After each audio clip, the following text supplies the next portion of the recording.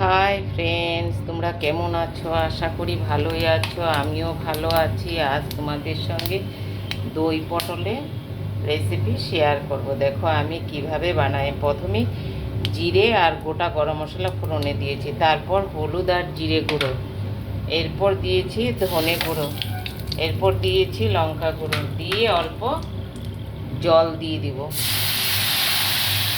মশলাটা ভাজা হয়ে গেছে, এখন আমি দই দিয়ে দিব। দই দিয়ে গ্যাসের ফ্লেমটা বন্ধ করে দিব, দিয়ে অল্প কষিয়ে। এখন আমি 7-8টা কাজু আর 15-20টা কিশমিশ বেটে নিয়েছিলাম, এটাকে দিয়ে দিব। পরিমাণ মতো নুন দিয়ে দিব, ভাজার সময় নুন দিয়েছিলাম। বন্ধুরা দেখো, পটলগুলো এই রকম করে দুই সাইডেই কেটে নিয়েছিলাম। এই দেখো, এইরকম করে নুন হলুদ মেখে ভেজে নিয়েছিলাম। এখন এই পটলগুলো দিয়ে দিব। আমি একটু গুড় দিয়ে দিচ্ছি, তোমরা ইচ্ছা করলে চিনিও দিতে পারো। এখন আমি অল্প কসুরি মেথি দিয়ে দিব। তোমরা এই কসুরি মেথি না থাকলে না দিবে, অসুবিধা নাই, কিন্তু আমার কাছে ছিল বলে আমি দিয়েছি।